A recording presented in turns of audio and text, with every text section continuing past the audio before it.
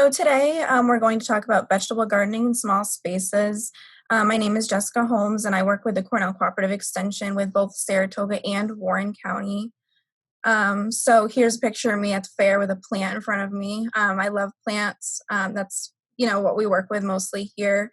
I'm the Master Gardener Coordinator for Warren County, and I'm a horticulture educator here in Saratoga County. So I have both counties that I get to work with. For anybody who doesn't know what the Master Gardener program is, there's about 110 active Master Gardeners in Saratoga County. And what they do is they go out in the community and educate and help us as extension agents to get the proper knowledge out to people. So like farmers markets, they'll do public presentations, and they'll also work in community gardens. So today we're going to talk about steps in gardening and how to prepare your garden and get ready for it. pH is a big one, so we'll go over how to accurately check that and how to change your pH. We'll talk about container gardening, raised beds, straw bale gardening, vertical gardening, and caring for your plants. So why would we need to garden in small spaces? So this may not fit everyone. Some of you may have large yards and have the luxury of being able to plant a huge plot outside. But some people don't have a lot of land and they live maybe in a development and they only have a quarter acre and their house is taking up most of that. So you need to use your resources a little bit differently. Some people may live in an HOA. So some HOAs may not let you have a garden in your front yard. They may have certain rules, certain things that they don't want you to do or don't want to see. So it all depends on your HOA, but it could be possible that they might not allow you to do certain things. Gardening with, say, raised beds, it's a lot easier to access. They're usually higher up off the ground. Container gardening is another great thing to use in small spaces.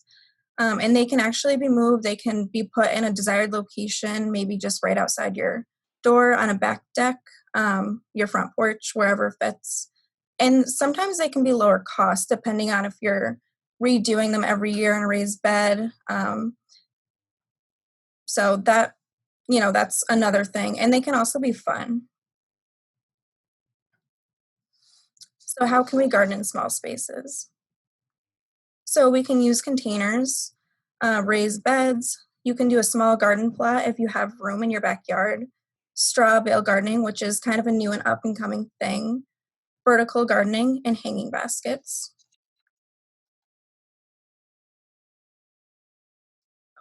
So this picture here, I don't know if you guys can see my mouse or not.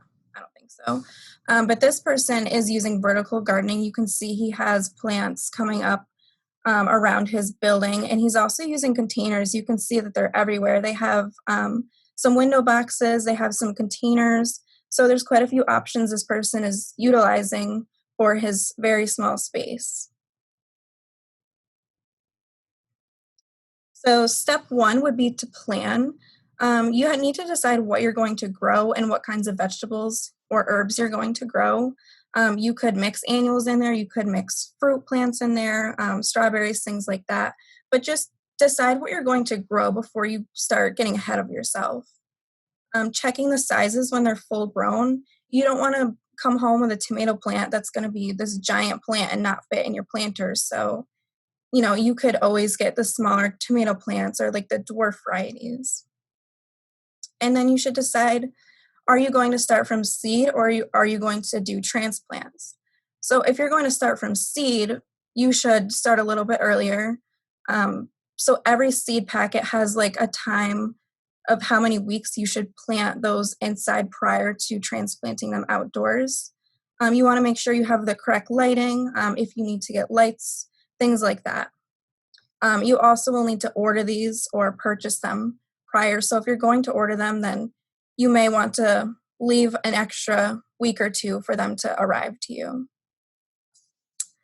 You should also determine where you're going to plant. So are you going to plant in the ground or are you going to plant in a container? So here's a good example of planning a garden out. It doesn't have to be this complex, but what you can do is just take a piece of graph paper and put down like I have a 4x4 plot or however big your plot is or your raised bed is. And you can just draw little squares or circles to represent that. But here are two. They had just planned it out. So these are a little bit in depth, but if you're good with computers, which I'm not, you might be able to do this. So step two, if you're starting from seed, you should start growing it according to the seed label. So here is a label. Okay, I don't know if you guys can see my mouse, but this is basically telling you how large the tomatoes are going to get. And then here it's going to tell you you want to start seeding them 6 to 8 weeks before you're going to plant them outside. So say you want to plant your tomatoes June 1st, you need to plant them at least 6 weeks prior to planting them in that date. And then on the side here, you'll see that it has the planting depth, which is 1/2 inch for tomatoes, at least this variety. And then it also has days to germination, row spacing, and plant height. So it gives you quite a bit of information. And some seed packets aren't as involved as others. And some you might have to look a little further for their information. It might be in a different spot, but it should all have that information on there for you. And then checking your pH. This is very important. Vegetable gardens need a pH of about 5.8 to 6.2, so a little bit more on the acidic side. So for those of you who have never checked your pH, this is extremely important. And you should try to do it if you have never done it every year. If you have been doing it, you could do it every 3 years. But it's very important for the type of plants to know what your pH is in your garden for anything, not just vegetables. So this is what a pH scale looks like. So our plants are going to want to be in this 5.8 to 6.2 range right here. And what you can do is you could purchase a test kit, but it's typically more accurate if you bring it here to Extension. So we will test it and then we will give you the calculations to either put lime on or to put sulfur on. So if your pH is too acidic, that's when you'll apply lime. And if your pH is too basic, that's when you'll apply sulfur. But you should never just say, oh, well, my pH is too low, so I need to apply this. You never want to just guess because it could mess up your pH for years to come. Some pH levels that are very out of whack could take a couple of years to correct. So step three, you alter the pH if it needs to. So again, don't just assume. You don't want to mess up your pH and then have to correct it over and over for the next few years. But get that done before you plant anything outside. And then if you need to alter it, then go ahead and do that before planting. And then once seedlings are grown, you can transplant them into the garden. Or if you're purchasing transplants, you can purchase them and then transplant them. However, before you go out and transplant these into the garden, you should do what's called hardening off. So this is a process where you'll take like 2 weeks about to slowly, gradually bring them outside. You want to start them in a shady spot. So you'll gradually start increasing the sunlight day after day for those 10 to 14 days. This gets them introduced to their new environment. It could be windy, it could be more sunny. It's going to be a lot more sunny outside, so this is the biggest factor. And then also temperatures is another thing when hardening off. So then after you do that for about 2 weeks, then you can transplant them into the garden. So why are we going to plant herbs and vegetables? So herbs, they smell nice. They're great for cooking. Some can be brought inside for the winter. They can be dried, hung. They can be used for a lot of things. And they're just pretty to have. Like you can see that one plant right there is purple. So that could bring a different texture or a different color into your garden. And then vegetables, they produce edible crops, so you'll be able to eat the fruit that they produce. You'll have fresh vegetables. It'll get you outdoors, and you'll know where they're coming from and what's being sprayed on them or the fertilizers that are used on them and who's handling them.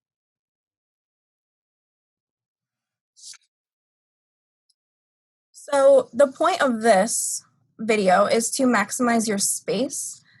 So you want to use smaller varieties when possible if you don't have enough room to just plant a full plot in your backyard. So a lot of people are probably in apartments and they don't have even a yard at all or a place to plant, so they're using their decks. So you can see here that they're using the containers that go over the sides of the railings. So this is a great way to utilize your space. You can also grow vertically. So I don't know if anybody has seen those like trellises that go up. You can use those. And then they also have planters that are vertical, so you can use those as well. And then you can put containers out on your deck or patio just to utilize your space there. And try to get plants that are high yielding. Usually there's certain varieties that will yield more, like tomatoes or more cucumbers than others. So here's just a few pictures of vertical gardens. And you could probably make one of these pretty easily if you're handy. I am not, so I probably wouldn't be able to, but you can also purchase these. But this is a great way to be able to at least get some like lettuces or herbs up there. You wouldn't be able to plant like a tomato plant or a pepper plant in one of these, but they're definitely a great way to get some of your smaller rooted plants. Here's some more. So these are marigolds here. So you could plant those, lettuce, herbs, anything with a shorter root system.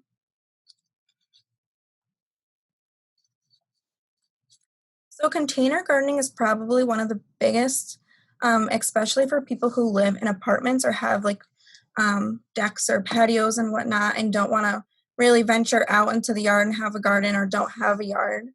They're great for people who want to move them around, or if, say, if you have herbs and you want to bring them inside, that can extend the season of your herbs. Or if your tomatoes are still doing pretty good, you can bring them inside and you'll extend your growing season that way. Container gardens are also less maintenance and less weeding, and they're higher off the ground, so you don't have to bend down as far.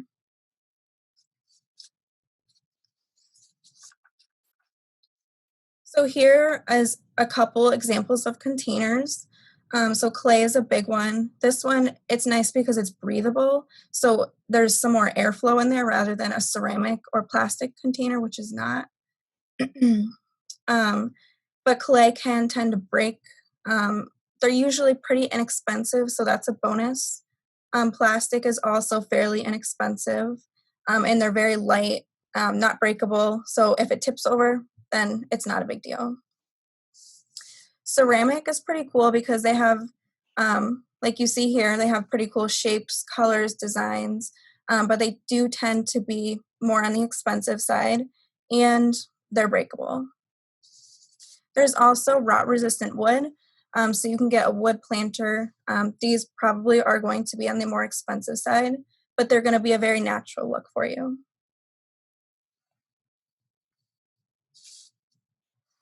So when possible, you should have drainage holes in your containers. So if you're out shopping and you see one with a drainage hole and one without a drainage hole, try to veer towards the one with the drainage hole. It's just going to be a lot better for your plants. And if you can drill in, like this person is just using 5-gallon buckets, just drill a hole in the bottom of it so the water has somewhere to go. So basically what happens if you don't have drainage holes, the water will just pool at the bottom and your roots will just sit in it and they'll rot. So then eventually the plant will die. If you wanted to opt out for a container that doesn't have drainage holes, what you can do is just put a couple layers of rocks, a couple inches of rocks down at the bottom of your container. So this creates a barrier in between your roots and the water.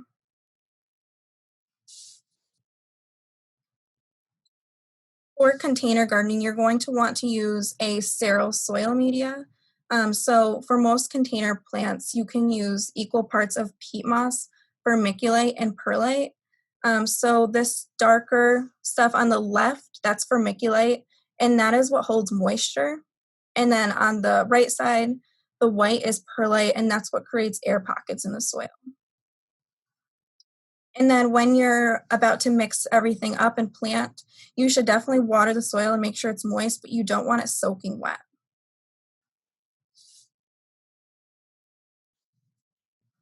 Here are just a few pictures of container gardens that people have done with herbs.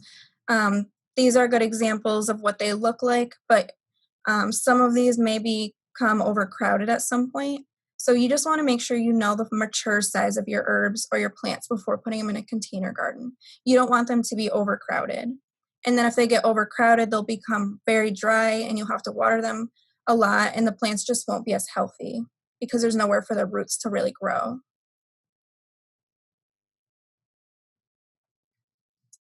So for container gardening, this is a good sheet that we can use to go off of. So for example, you can grow a carrot in a gallon pot and you can put 2 to 3 plants in 1 gallon. And it only needs to be 2 inches deeper than the carrot's length. Another example would be an eggplant. So 1 plant per 5 gallon pot. Another example is green onion. So you could do 3 to 5 plants per 1 gallon. So every plant is pretty different. And if anybody wants access to this sheet, I can send it to everybody at the end.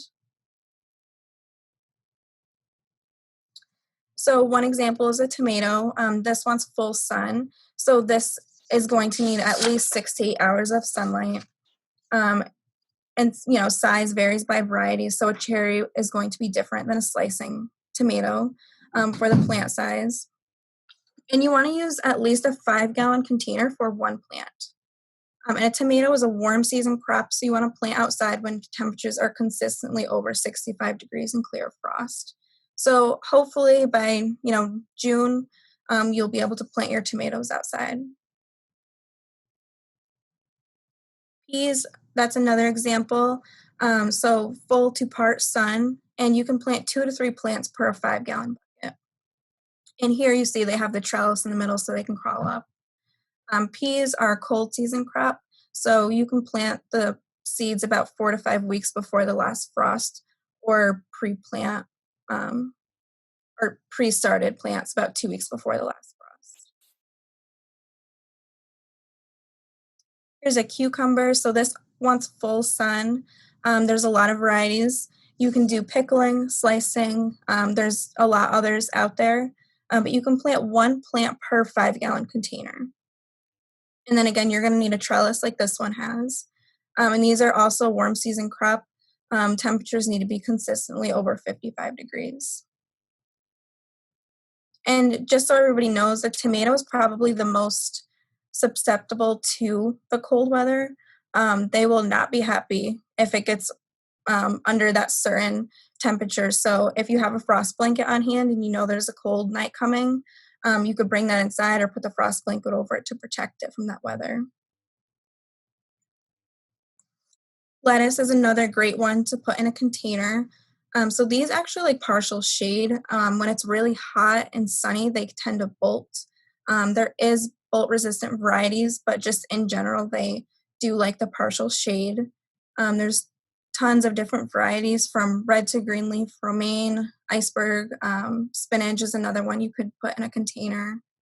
And these are planted in fairly shallow containers compared to like a tomato plant. And you could put about 2 plants per 12-inch container. And these again are also a cold crop, so they're great for if you want to plant them early spring or if you want to plant them again in the fall. You could do multiple crops in a season. Peppers, so these are also a full sun plant. You could do bell, jalapenos, poblano, ghost. There's so many varieties of peppers that you can plant. And you're going to want to use 1 plant per 5 gallon container. And these are also very sensitive to cold weather, just as a tomato. So eggplant is another one. So you want to use one plant per 5-gallon container, and this is also another warm season crop. So continuously over 65 degrees, and you want to be clear of frost. So you can mix both annuals and vegetables, or you can mix herbs, make combinations that you enjoy. So, if you have an herb or you have a vegetable and it's not colorful enough for you, just throw an annual in there, and it'll give you a pop of color. So raised beds, this is getting to be very common. You'll see this a lot, especially in community gardens. So you can build or purchase a raised bed.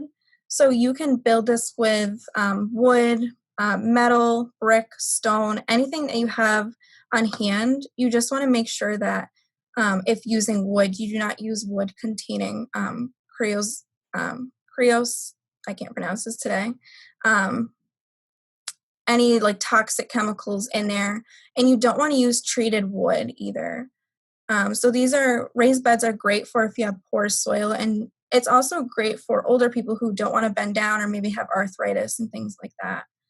And the bed should be between 2 to 3 feet tall. That gives you enough room for your roots to properly grow.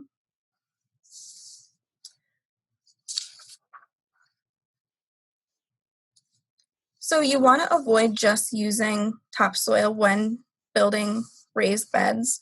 You want to mix one part of peat moss, um, topsoil, or compost to one part of sand or perlite, or you can mix 2 parts of the soil with 1 part of perlite. So it's just up to you what you have on hand. And make sure to test the pH again before you put the soil in there. Test it to make sure it's okay. Or if you wanted to put it in there and then fix it, that's fine. Just make sure to test it eventually. And fertilization is needed. So you would need to fertilize these just as often as a container garden. Um, every week to every 2 weeks, they would need fertilization. And you can also use mulch to help reduce water loss.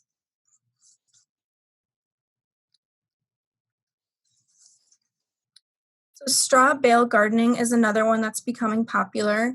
Um, I honestly just found out about these like maybe a year or two ago, but I think they're pretty cool. They're very unique. What you can do is go get a local bale of straw, and then you can decide if you want to do it vertically or horizontally. So you can see here they did theirs horizontal instead of vertical. But either way is fine. It just depends on what you're planting. So if you have a tomato, you probably will want to go vertical rather than horizontal just to get you the extra room for the roots. So find a location for where your bales will be placed. You want to have at least 6 hours of sunlight or more if possible. And then place the bale on a few pieces of cardboard, or if you have weed mat, you can use that as well. This will prevent the weeds from growing into the bales. So for the first couple of days, you want to water them thoroughly so they become wet but not dripping wet.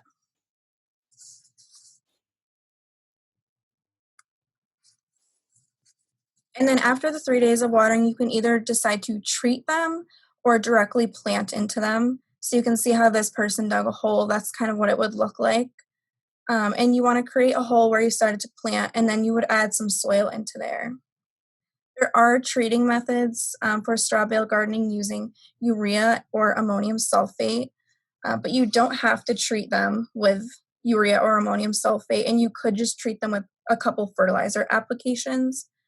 And if you aren't treating the bales, you have to remember to regularly fertilize so they have some nutritional value to them. What the urea and ammonium sulfate do is they break down the bale to decompose, and that creates microorganisms to help aid your plant in nutrition. So using urea after you water the plant, or I'm sorry, the bale a couple of days, you can evenly scatter 2 cups of lime on each bale and then add either a half cup of urea or 1 cup of ammonium sulfate. And then day 5 to 6 per bale, sprinkle the top evenly with a half cup of urea each day. And then you want to water the bale thoroughly after to further the decomposition. Necessarily need to do the lime if you do the fertilizer. It would just all depend to do with your bales. And then on days 7 through 9, you reduce the amount of fertilizer per bale by half and sprinkle the top bale with a half-fourth cup of urea each day. And again, water it in. Then on day 10, you do an additional fertilizer per bale, evenly sprinkle with 1.5 cups of an 888 or 1 cup of a 10-10-10 fertilizer. And then this would be for using ammonium sulfate. So you would also do the lime if that's the way you wanted to go about this. And then on day 5 and 6 per bale, you would sprinkle on the top 1 cup of ammonium sulfate each day. And again, water that in. And then days 7 through 9, you want to reduce the amount of fertilizer per bale and sprinkle on the top of the bale a half cup of ammonium sulfate. And then lastly, you want to do the same step as you would do with the urea, and you want to add 1.5 cups of either your 888 or your 10-10-10 fertilizer.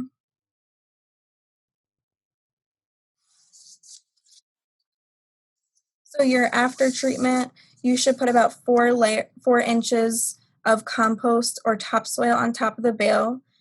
You can also plant directly into the bale like we saw in the couple pictures before. And remember that your bales are only seasonal use, so you can't reuse these again. You are able to take, say if you have extra soil in your yard, you can take it and use that for your layer of soil.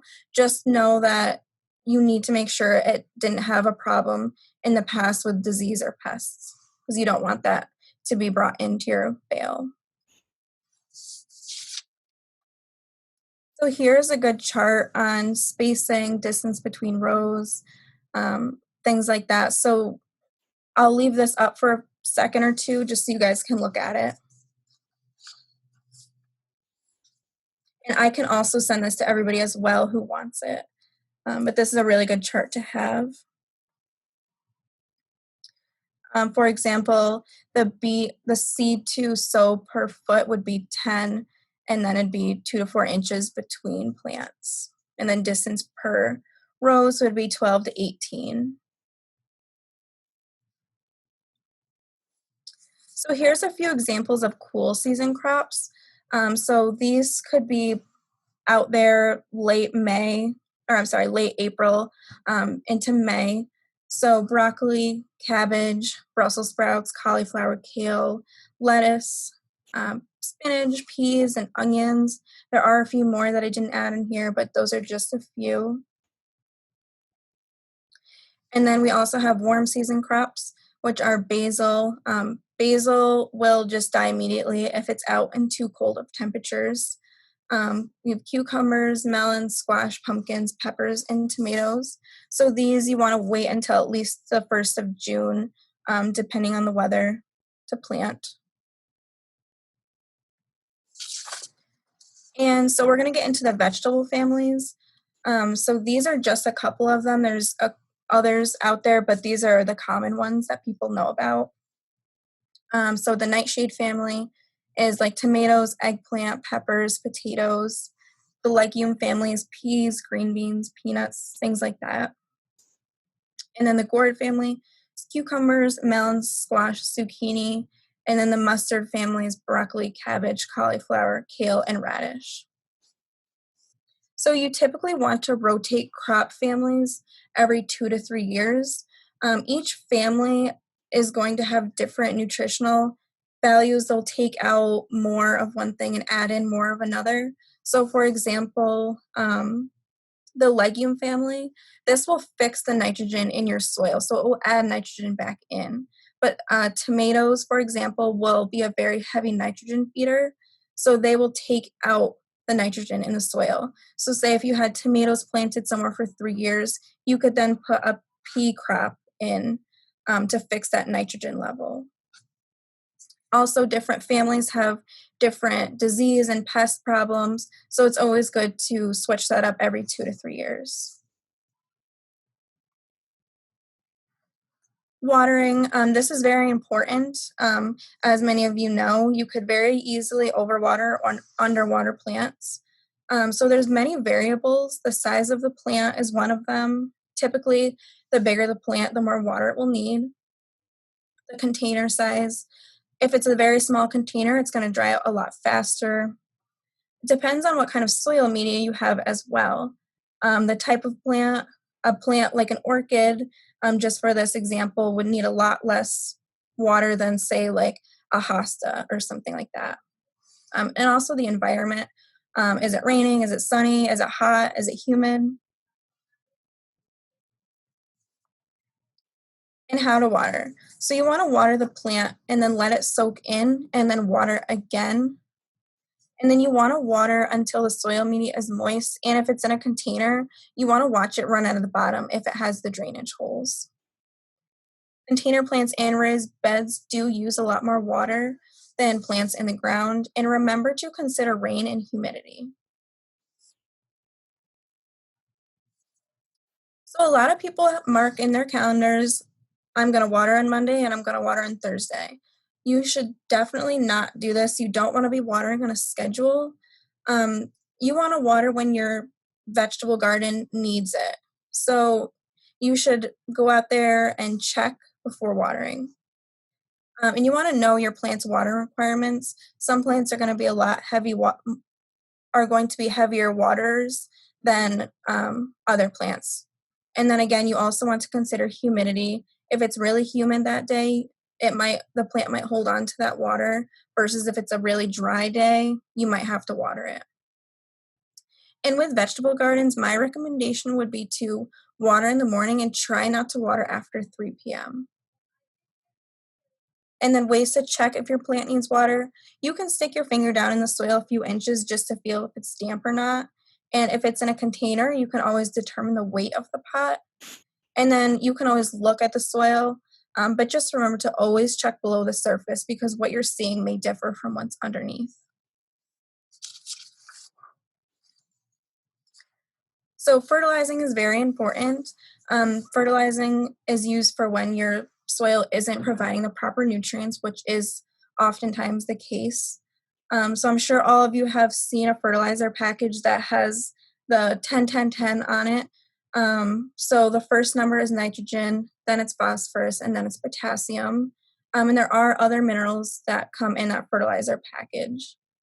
This basically helps the plant to continue growing, maintain color, have strong stems and flower. And you usually want to fertilize, depending on the type of fertilizer, every 1 to 2 weeks, especially for vegetable and annual plants. And you don't want to fertilize if the plant is stressed. So say it got overwatered one day, or say you have a pest problem or a disease on that plant. You don't want to stress it out even further by trying to push its growth and fertilize it. So here's an example. The 5-10-5 is the NPK. And then there's quite a few different types of fertilizers.